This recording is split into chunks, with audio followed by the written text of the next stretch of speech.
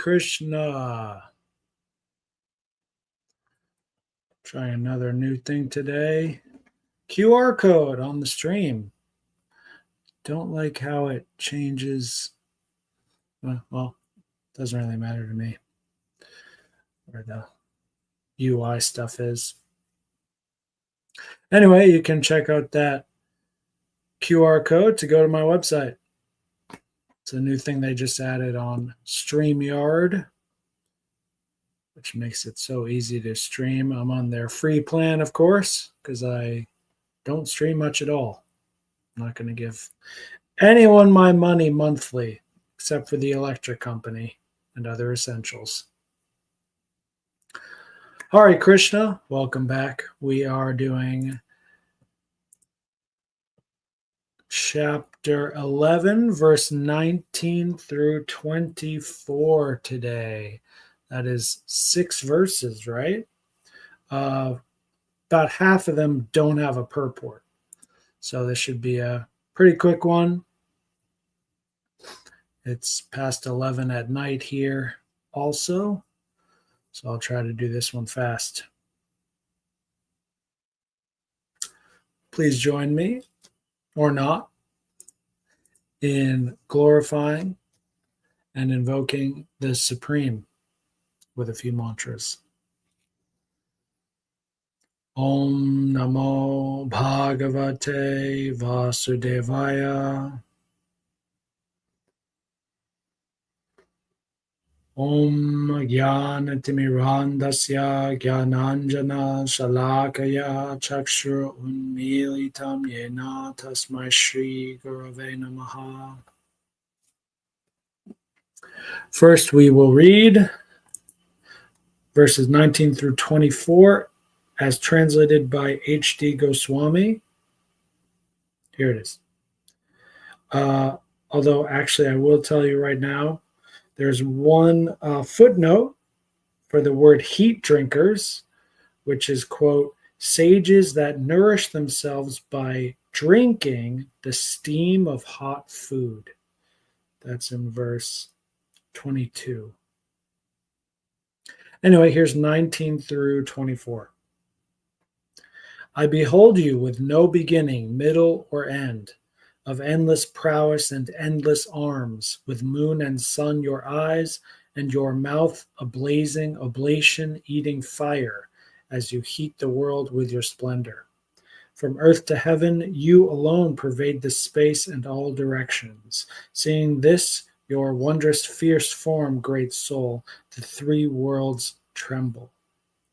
Indeed, these societies of gods enter you, some fearful, pray with folded hands, saying, let us prosper.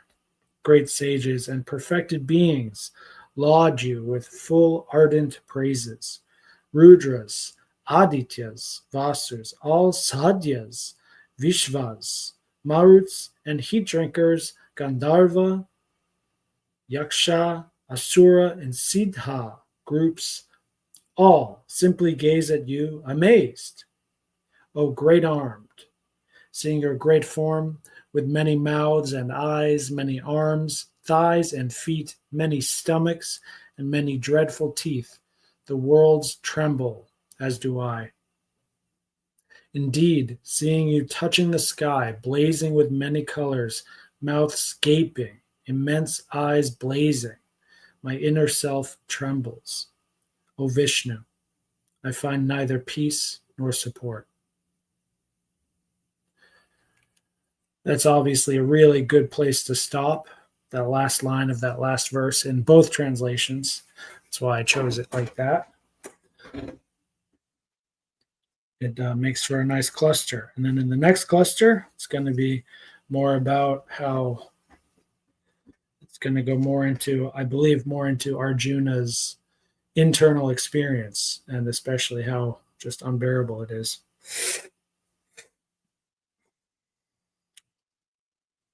Now back to Prabhupada, Srila Prabhupada's translation, verse 19.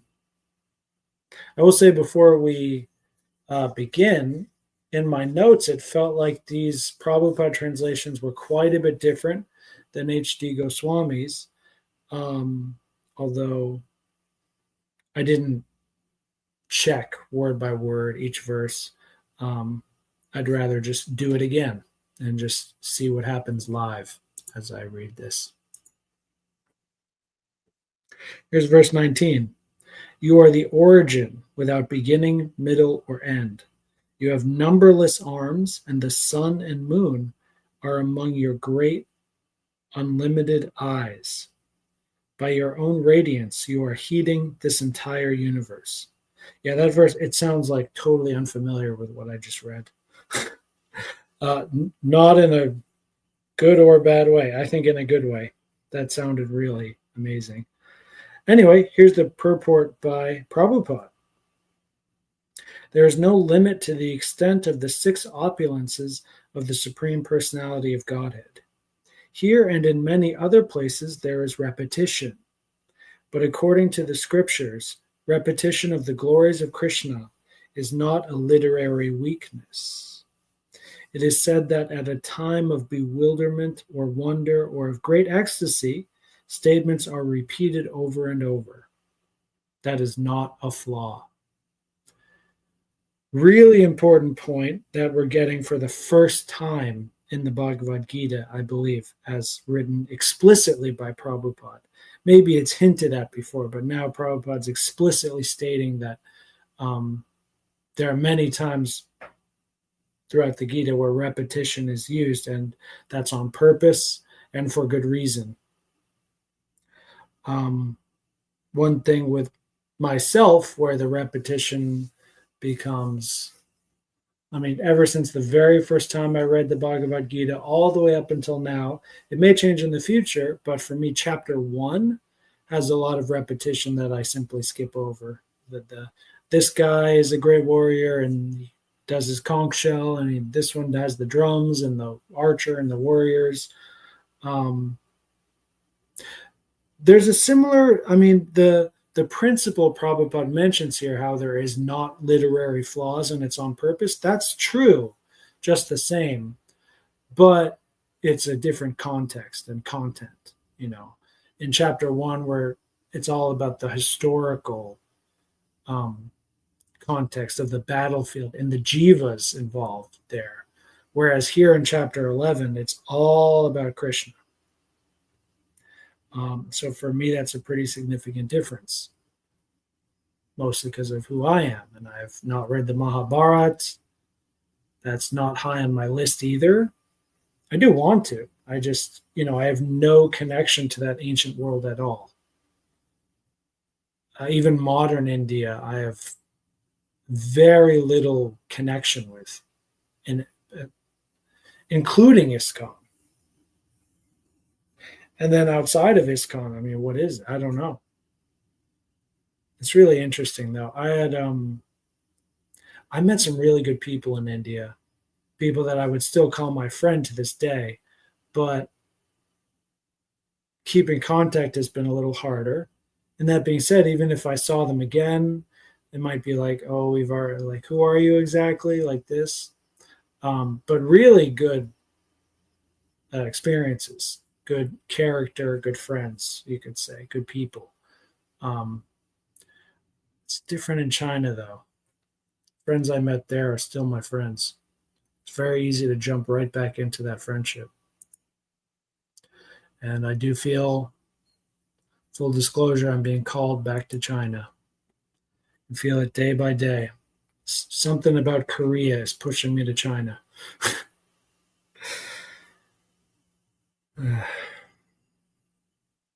Basically, any country that's based is where I want to live. And Korea is just like America and a lot of other first world countries. They're just insane. Maybe good people, maybe they're fine and it's all clean and safe, and that's great. That's why I moved here, because at least even if the culture was utterly lacking spirituality and wisdom and so on, which it is, well, at least everything works. At least there's no murders. It's livable. It's actually livable here, which many places in America simply are not. So I'm certainly grateful to be here in Korea right now.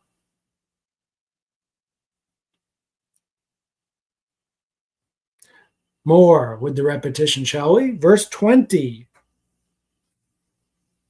Although you are one, you are spread throughout the sky and the planets and all space between.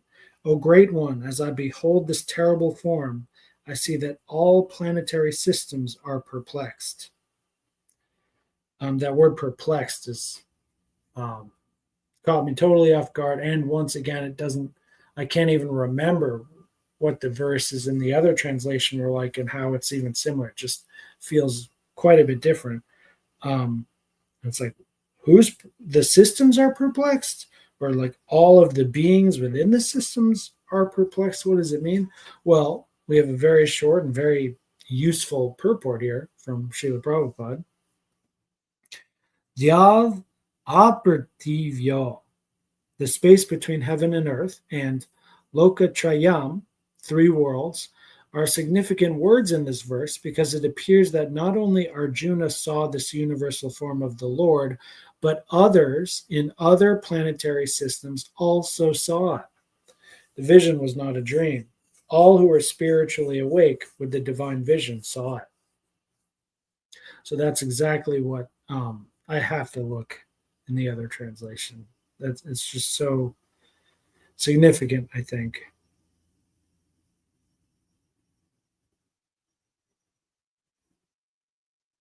There's nothing. Yeah, there's nothing. It's totally different. Wait, 20? It feels totally different. From earth to heaven, you alone pervade all this space, all directions. Seeing this, your wondrous form, great soul, the three worlds tremble. That's it. Just they tremble.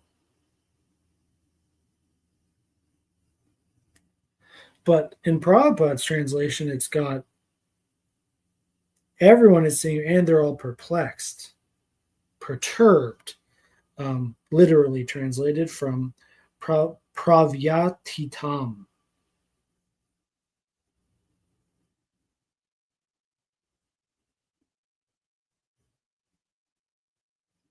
Loka Trayam is quite easy, right? Loka means planet, and Trayam is three.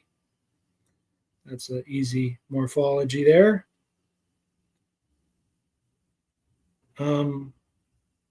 So it's definitely significant. That word perturbed is there. And that the three worlds are perturbed.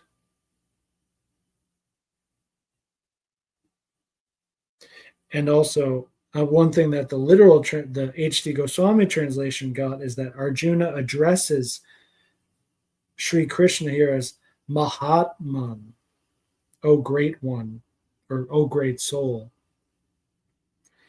But Prabhupada says, O great one. I like that.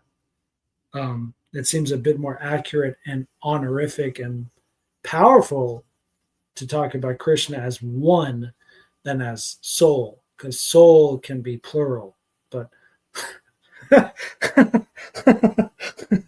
but one is one. Oh, all these tiny little perfections. We humans, we have little imperfections that we cherish, but these scriptures from these pure devotees, they have tiny little perfections that we love. It's truly amazing.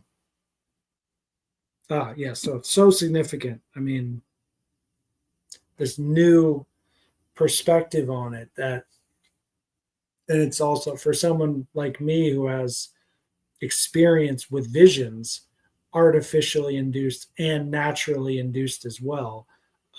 This just makes, I know what that feels like, where there's a vision that's real versus like a dream hallucination, which is not real, but it is significant and you learn something from it, but you know it's not real. Like I know the difference between those two experiences. And so it seems like Arjuna is saying here that, he's giving us a real strong, explicit claim that this is a real thing happening. This is not a dream. This is it. This is the real thing, and he's really seeing it, and they're in it while it's happening. And that's it for my notes. So all the rest is just reading and maybe no purports either from here on out. Anyway, here's verse 21. All the demigods are surrendering and entering into you. They are very much afraid, and with folded hands they are singing the Vedic hymns. Purport. The demigods in all the planetary systems feared the terrific manifestation of the universal form and its glowing effulgence, and so prayed for protection. 22. The different manifestations of Lord Shiva, the Adityas, the Vasus, the Sadhyas, the Vishvadevas, the two Ashvins, the Maruts, the forefathers, and the Gandharvas, the Yakshas, the Asuras, and all perfected demigods are beholding you in wonder. 23. O mighty armed one, all the planets with their demigods are disturbed at seeing your many faces, eyes, arms, bellies, and legs, and your terrible teeth. And as they are disturbed, so am I. Once, I think I mentioned this last time or recently, but I really like how Prabhupada uses the word bellies instead of, for example, stomach.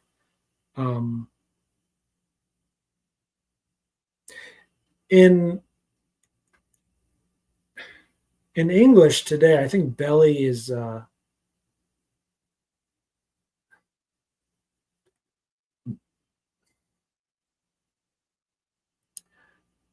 it seems like, well, it's definitely less like scientific than saying stomach. But then again, I do think it is actually a technical term. Although it sounds a bit more casual or something, I think it really is technical. I think it means the same thing as abdomen, but when viewed from the outside of the body, which is exactly what we're talking about. Arjuna is seeing the bellies, right? And he's not seeing the stomachs. That seems an inferior translation. Sorry, Gurudev. But, or maybe not, I don't know. I was not there when Arjuna was seeing this. But as we know about the human anatomy, I mean, we can make a clear guess here. Stomach is just one part of the intestinal system. There's large intestine, small intestine, pancreas, all right next to each other. So, we're seeing just a stomach with nothing around it, just floating around. That doesn't make sense. What I see when I hear the word bellies and I think about, a mystical vision of God or any demigod or anything, I think of the Chinese laughing Buddhas, those, and the pagan Chinese deities that often have big bellies, and especially that belly, that big round belly, combined with that face with like big eyes and sharp teeth of the Chinese deities. That seems, it's something like that I could imagine Arjuna seeing being replicated infinitely by Krishna. I'm not saying Krishna is these Chinese demigods or whatever, but I mean purely aesthetically. And then in that sense, the word belly is really perfect.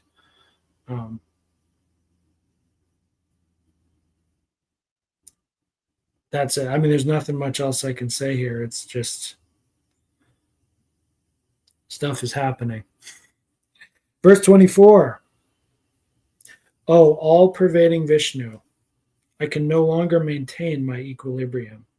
Seeing your radiant colors fill the skies and beholding your eyes and mouths, I am afraid.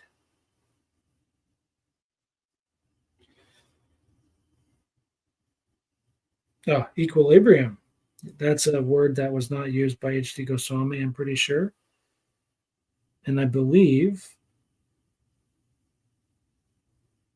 So in the literal translation, eyes open, perturbed. Same word for perturbed, pravyatita. So dirtim na vindami. There's no steadiness. And shamam, also no mental tranquility. Shamam, sam. So equilibrium is the sum, the sameness of everything being medium, neutral, and everything is same and peaceful. That is gone. And the steadiness, dirt team, is gone. Dirt team, I think, is the same root as dhira, sober.